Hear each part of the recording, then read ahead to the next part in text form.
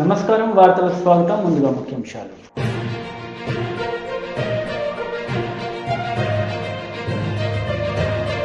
నేపథ్యంలో మహారాష్ట్ర కేంద్ర ప్రభుత్వాలపై సీఎం కేసీఆర్ సీరియస్.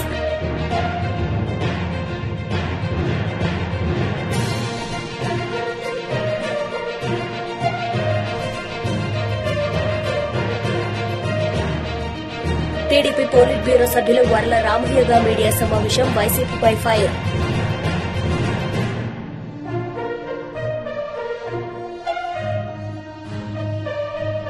కర్ణాటక పర్యటనలో భాగంగా ప్రధాని నరేంద్ర మోడీ నూతనంగా నిర్మించిన మెట్రో లైన్లను ప్రారంభించారు. వైట్ షీల్డ్ నుంచి కేఆర్ పురం వరకు నిర్మించిన 13.71 కిలోమీటర్ల మెట్రో లైన్ను 4,250 కోట్ల రూపాయలతో దీన్ని నిర్మించారు. కర్ణాటక ముఖ్యమంత్రి బసవరాజ్ బొమ్మైతో కలిసి ప్రధాని ప్రారంభించారు. ఈ సందర్భంగా ఏర్పాటు చేసిన ఫోటో ఎగ్జిబిషన్ ను తిలకించారు. तो आप समझ सकते हैं कि ये कितनी बड़ी सौगात है।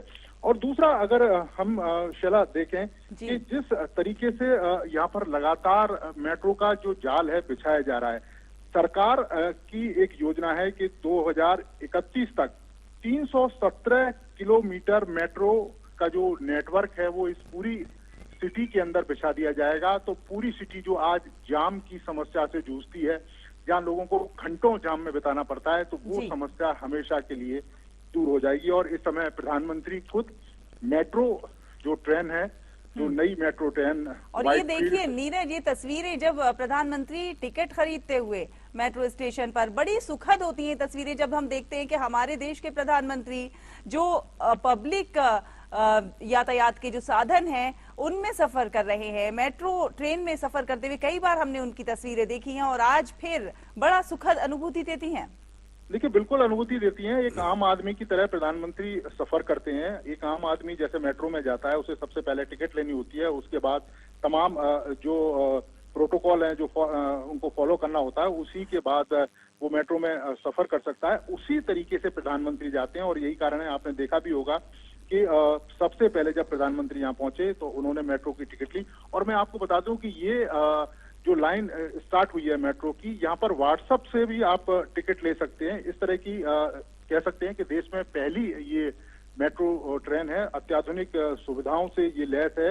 और अगर इसकी खूबी की बात करें तो रीजनरेट ब्रेकिंग सिस्टम इसमें लगाया गया है कि अगर ब्रेक भी लगती है तो उससे जो एनर्जी जनरेट होती है उसका भी जो इस्तेमाल है वो यहाँ पर किया जाएगा। और इसके अलावा सोलर पावर यहाँ पर है, बैटरी चार्जिंग की सुविधा यहाँ पर मौजूद है। इसके यानी साथ कि साथ हम कह सकते हैं ये हाइब्रिड ट्रेन है। देखिए, बिल्कुल कह सकते हैं। और इसके साथ साथ अगर आप देखें तो रेन वाटर हार्वेस्टिंग की सुविधा भी इस जो ट्रैक है जहाँ पर बनाया गया है वहां पर मौजूद है। और 132 जो लाख लीटर है हर साल जो पानी है उसको जनरेट कर सकते हैं, उसको इकट्ठा कर सकते हैं। और इसके साथ साथ ही अगर देखें तो जिस तरीके से वातावरण का भी ध्यान रखा गया है और 68,000 से ज्यादा जो पेड़ हैं वो शैला लगाए गए हैं, तो आप समझ सकते हैं कि किस तरीके से ग्रीनरी है उसको भी प्रमोट किया गया है और जो वातावरण है उसका भी ध्यान रखा गया है। तमाम तरह की जो सुविधाएं हैं उससे सुसज्जित है। और खासतौर से अगर हम देखें इस मेट्रो का जो लोगो जिस तरीके से डिजाइन किया गया है, तो इस लोगो में अगर आप जो डॉट आपको 5 दिखाई दे रही है तो वो पूरा का पूरा बेंगलुरु शहर है उसको दर्शाता है। एक रंगोली की तरह उस लोगो को बनाया गया है। और बेंगलुरु का उत्तर, पूर्व, पश्चिम और दक्षिणी और मध्य हिस्सा उसमें दिखाया गया। और उसके साथ साथ वो ग्रीन और पर्पल कलर से बनाया गया है, जिसमें ग्रीन एनर्जी कह सकते हैं कि ग्रीन एनवायरनमेंट का प्रतीक है और पर्पल टेक्नोलॉजी का प्रतीक है। तो इस तरीके से इस पूरी मेट्रो की जो लाइन है उसको बिछाया गया है ताकि वातावरण का भी ध्यान रखा जाए, एनर्जी का भी ध्यान रखा जाए और लोगों की सुविधा है उसका भी ध्यान रखा जाए। शैला, बिल्कुल। अच्छा, आपसे ये भी जानना चाहेंगे कि ये मेट्रो लाइन कौन कौन से ऐसे एरियाज हैं जहां पर जिनके यात्रियों के यातायात को ये आसान बनाएगी, कौन कौन से एरियाज को ये कनेक्ट कर रही है? देखिए, ये अगर हम देखें तो व्हाइट फील्ड एरिया है जो जिसे आईटी हब कहते हैं। और व्हाइट फील्ड से जब आप बेंगलुरु शहर की तरफ जाते हैं तो केआर पुरम जो इसका जो लास्ट मेट्रो स्टेशन है और वहां से एक तरीके से हम कह सकते हैं कि पूरा जो शहर है उसकी शुरुआत होती है, तो वहां से ये सीधा कनेक्ट कर रही है। और 13 किलोमीटर से ज्यादा का ये सफर है। और इस सफर को तय करने में जो लोग हैं उनको पहले 2 से ढाई घंटे की दूरी लगती थी, क्योंकि इतना ज्यादा जाम रहता था इस पूरे इलाके में, क्योंकि हैवी ट्रैफिक था और बड़े पैमाने पर आईटी कंपनियां थी, उनके कर्मचारी थे, बहुत सारे ऑफिसेस यहाँ पर मौजूद थे। तो उस वजह से जो लोग हैं उनको तमाम दिक्कतें होती थी और समय पर ऑफिस पहुंचने में भी उन्हें परेशानियां होती थी। लेकिन अब उनकी ये जो परेशानियां हैं वो दूर हो जाएंगी और कह सकते हैं कि एक बड़ी सौगात है मेट्रो इन लोगों के लिए। जब हमने लोगों से बात भी की थी, उनका कहना है कि हमारा एक बड़ा हिस्सा पूरे दिन का सम्मान निधि मिलती है और 4,000 रुपए ऐड करती है कर्नाटक सरकार। तो इस तरीके से जो डबल इंजन का जो फायदा है वो सीधे सीधे आम जो लोग हैं उनको मिलता है। और ये जो मेट्रो ट्रेन है वो कहीं ना कहीं बताती है कि जो तकनीक है और जो इंफ्रास्ट्रक्चर है उस पर आने वाले समय में और भी तेजी के साथ विकास किया जाएगा। और आपने देखा भी था कि एक टारगेट भी है कि 2031 तक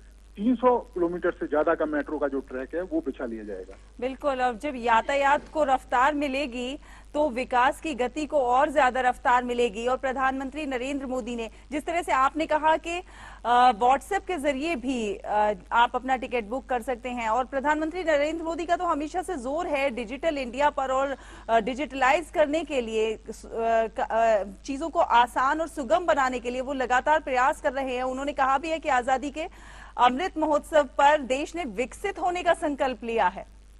देखिए, बिल्कुल 2047 तक देश को विकसित होना है और निश्चित तौर पर, और जब हमारा देश विकसित होने की राह पर आगे चलेगा तो तकनीक का भी हमें सहारा है वो लेना पड़ेगा। और आपने देखा भी होगा कि प्रधानमंत्री लगातार तकनीक का जिक्र करते हैं और तकनीक ने कितनी लाइफ बदल की है। और खासतौर से कोरोना काल में जिस तरीके से तकनीक का प्रयोग किया गया, आपदा में अवसर ढूंढे गए और हमारे तमाम जो वैज्ञानिक हैं और हमारे तमाम जो कारोबारी हैं जिस तरीके से उन्होंने काम किया, तो आज देश जिस तरक्की की राह पे आगे चल रहा है उनका एक बड़ा योगदान है। इसके अलावा तकनीक का एक बड़ा योगदान है। जिस तरीके से डिजिटल इंडिया प्रधानमंत्री ने लोगों के सामने रखा और जिस तरीके से लोगों ने उसका स्वागत किया, तो कहीं ना कहीं बताता है कि जो तकनीक है आने वाले समय में एक बड़ा जो रोल है वो प्ले करेगी। आपने देखा भी होगा कि किस तरीके से जो जनधन खाते खोले गए और जो केंद्र सरकार की तमाम योजनाओं का पैसा वो सीधा डायरेक्ट उन तक जाता है और बिना किसी मिडल मैन के थ्रू। पहले इस तरह की जो सुविधा है वो लोगों के पास नहीं थी।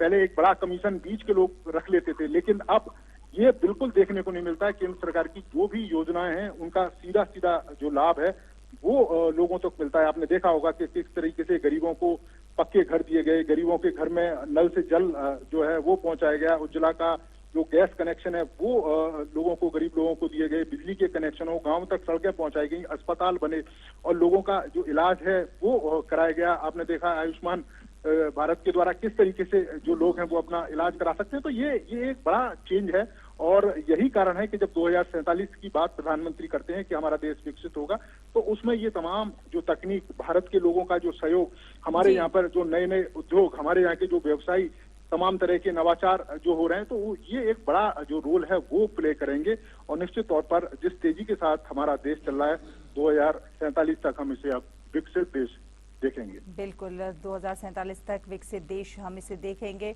और ये जो मेट्रो लाइन का उद्घाटन आज प्रधानमंत्री नरेंद्र मोदी करेंगे, ये सचमुच एक बहुत बड़ी सौगात होगी कर्नाटक वासियों के लिए, बेंगलुरु वासियों के लिए। क्योंकि नीरज, हम जानते हैं, हम और आप दिल्ली में रहते हैं और हम जानते हैं कि मेट्रो लाइन दिल्ली में आने से पहले किस तरह जाम की स्थिति होती थी। घंटों घंटों जाम में फंस जाते थे और कई दफ्तर जाने के लिए या कॉलेज जाने के लिए कई घंटे पहले निकलना होता था। लेकिन जब यातायात सुगम होता है तो बहुत सारी चीजें आसान हो जाती हैं और आप अपने मस्तिष्क को भी और ज्यादा बेहतर कामों के लिए इस्तेमाल कर सकते हैं। देखिए, बिल्कुल आपने देखा होगा, अगर आप कल्पना करें कि दिल्ली में द्वारका से अगर आप बाया रोड धौलाकुआं होते हुए अगर आप आए तो किस तरह की स्थिति रहेगी और जाम में कितना समय आपको बिताना पड़ेगा। लेकिन वही अगर आप मेट्रो से आए तो आप आधा घंटे के अंदर आप अपने ऑफिस भी पहुंच सकते हैं और दिल्ली के दिल कनॉट प्लेस में भी पहुंच सकते हैं। तो ये एक बड़ा चेंज है और जब लोगों के पास समय बचता है तो उनकी क्रिएटिविटी है वो भी बढ़ती है और जो समय है उसका जो सदुपयोग है वो भी लोग कर सकते हैं। और खासतौर से फ्यूल है, फ्यूल में మహారాష్ట్ర కాందర్లోహల్లో జరిగిన బీఆర్ఎస్ పబ్లిక్ మీటింగ్లో సీఎం కేసీఆర్ పాల్గొని మాట్లాడారు. ఈ సందర్భంగా పలువురు మహారాష్ట్ర నాయకులు బీఆర్ఎస్లో చేరారు. ఈ నేపథ్యంలో మహారాష్ట్ర కేంద్ర ప్రభుత్వాలపై సీఎం కేసీఆర్ మండిపడ్డారు. इस देश में जब तक हम अलग अलग रहेंगे, जाति के नाम पर, धर्म के नाम पर हम बटे रहेंगे, तब तक हम ऐसे ही रहेंगे. हमारे किसान आत्महत्या करते ही रहेंगे. मेरा विनती आपसे एक ही है, जब आप इकट्ठे हो जाओ तो देखो कैसा आप 6000 आ गया, उसके बाप भागते भागते अपने गलियों में आ जाएगा. मैं आपको एक मंत्र देता हूं, किसान के एकता ही एकजुट होना ही इसका मंत्र है. तो कब तक, कहां तक हम एकजुट हो पाते हैं, इसमें हमारा नतीजा मिलता है. इसका नतीजा यहीं से मिलेगा. मैं आपसे एक ही बात, सरकार हमारी तरफ क्यों नहीं पलट के देखते 75 साल के बाद? मतलब क्या है, हमको इजी ले रहे हैं. भाई किसान बेचारा कहां जाएगा, या तुमको देगा या मुझे देगा, या भाजपा को देगा या कांग्रेस को देगा, या रीजनल पार्टी एक दो है तो या उनको देगा तो इनको देगा, कहां जाएगा? या वोट नहीं डालेंगे क्या? ये उनका सोच है. तो इसलिए हमारे बातों को कोई दिल पे नहीं लेता. मेरा आपसे प्रार्थना है, भरपूर पानी अगर हर खेत में, हर एकड़ में चाहिए, भरपूर करंट हमारे किसान को फ्री में चाहिए, तो एक झलक दिखाइए, एक ही झलक, एक झलक. ये मैं आज इस लोहा के सभा से ऐलान करता हूं, अभी मैंने बीआरएस पार्टी का रजिस्ट्रेशन भी करवाया. महाराष्ट्र के लोकल बॉडी चुनाव में, आगामी पंचायत राज इलेक्शन में हर जिला परिषद में गुलाबी झंडा खड़ा हो जाएगा. पूरे जिला परिषद का मुकाबला करेंगे. आप गांव गांव में अपना ताकत दिखाइए. कौन कौन भाग के नहीं आता मैं देखता हूं. केंद्र सरकार आ जाएगा, राज्य सरकार आ जाएगा. एक बात सोच लो, यहां बैठा है मेरे भाई बाबूराव कदम जी, ये 3-4 साल से संघर्ष कर रहा है. और हमारे गणेश कदम जो युवा नेता है धर्माबाद से, वो लोग कई सालों से ये लोग कर रहे काम.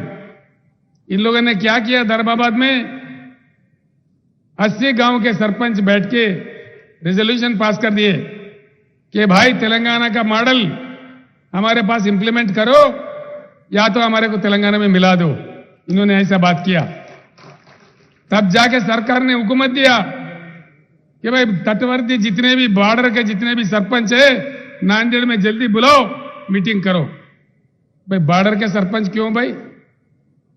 परभनी वालों को बुलाओ, औरंगाबाद वालों को बुलाओ. ओनली बॉर्डर वालों को क्यों बुला रहे? विदर्भा से बुलाओ, पश्चिम महाराष्ट्र से बुलाओ, सभी बुलाओ. न्याय करना है तो सभी के साथ करना है ना. तो इसीलिए मैं कहता हूं, गवर्नमेंट में घबराहट पैदा करना है, गवर्नमेंट को हमारे तरफ पलट के देखने के लिए मजबूर करना है, तो आगामी पंचायती राज चुनाव में अपना ताकत दिखाइए, एक झलक दिखाइए. क्या क्या नहीं आता, क्या क्या वाक्य नहीं आता, क्या क्या योजना नहीं बनता, आप खुद देख लेना आजमा के मेरे बात को. టీడీపీ పోలిట్ బ్యూరో సభ్యులు వర్ల రామయ్య మీడియా సమావేశం నిర్వహించారు. ఈ సందర్భంగా పలు అంశాలపై ఆయన మాట్లాడారు. అభివృద్ధిలో అగ్రగామి అనుకుంటున్నారు, నవ్వుతున్నారు పాత్రికేయుడు. అభివృద్ధిలో కాదండి, గంజాయి అమ్మకంలో అగ్రగామిగా ఉంది. జగన్మోహన్ రెడ్డి గారు ముఖ్యమంత్రిగా ప్రమాణ స్వీకారం చేసిన దగ్గర నుండి రాష్ట్రం దేదీప్యమానంగా వెలుగుతూ ఉంది. ఎందులో? గంజాయి అమ్మకంలో. భారతదేశ వ్యాప్తంగా ఇతర రాష్ట్రాల్లో ఎంత గంజాయి అమ్మకం జరుగుతుందో, రవాణా జరుగుతుందో, అంతా మన ఒక ఆంధ్రప్రదేశ్ రాష్ట్రంలోనూ జరుగుతుంది. ఈ రకంగా పేరు ప్రఖ్యాతులు పొందినారు మన గౌరవ జగన్మోహన్ రెడ్డి గారు.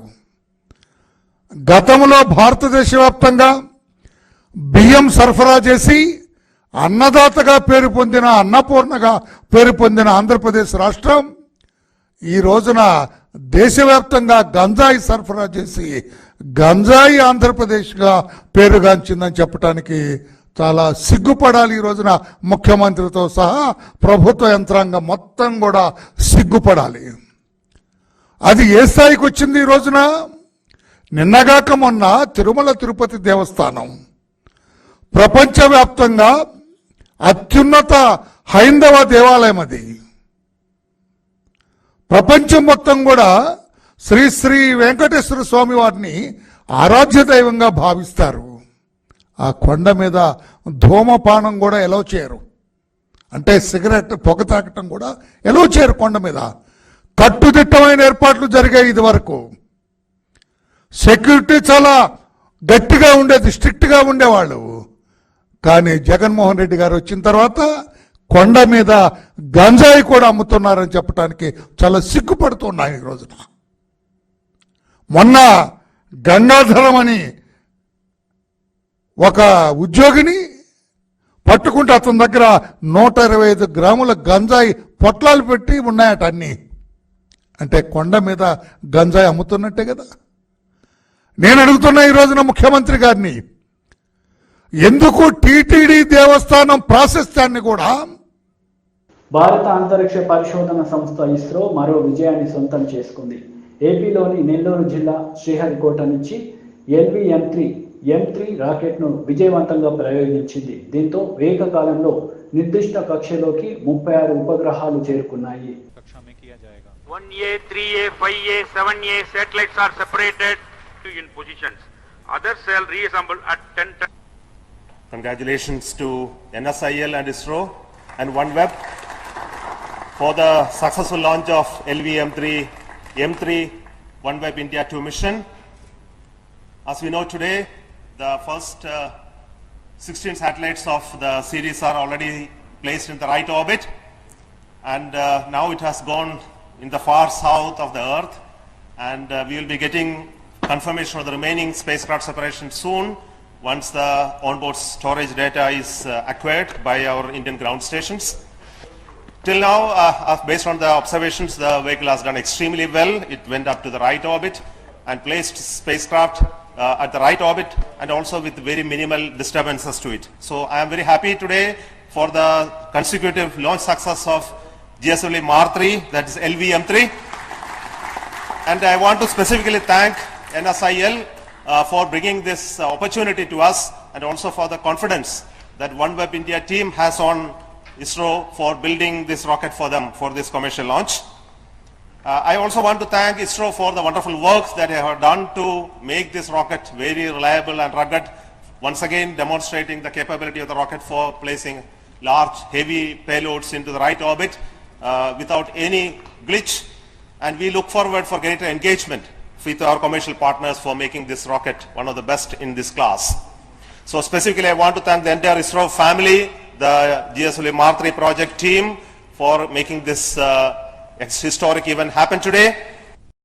దేశ రాజధాని ఢిల్లీ నుంచి హిమాచల్ ప్రదేశ్లోని ధర్మశాలకు విమాన సర్వీసులను కేంద్ర సమాచార ప్రసార శాఖ మంత్రి అనురాగ్ ఠాకూర్ సింగ్ ప్రారంభించారు.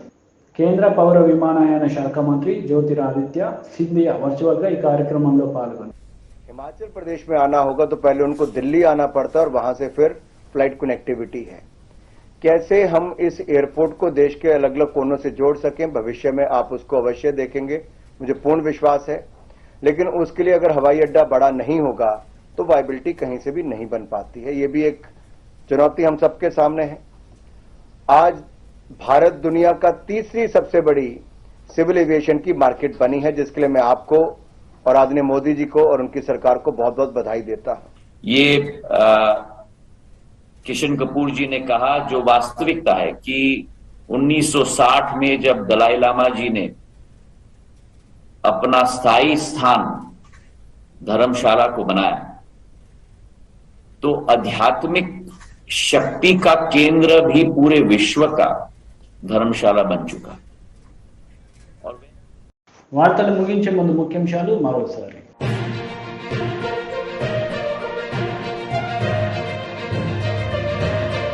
నేపథ్యంలో మహారాష్ట్ర కేంద్ర ప్రభుత్వాలపై సీఎం కేసీఆర్ సీరియస్.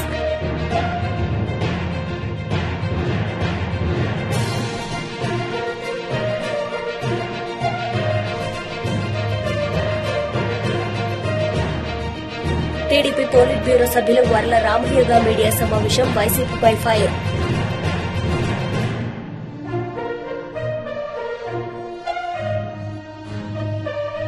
ఈ వార్తలు ఇంతటితో సమాప్తం. తిరిగి ప్రసారమయ్యే వార్తలు మళ్ళీ కలుద్దాం. అంతవరకు సెలవు. నమస్తే.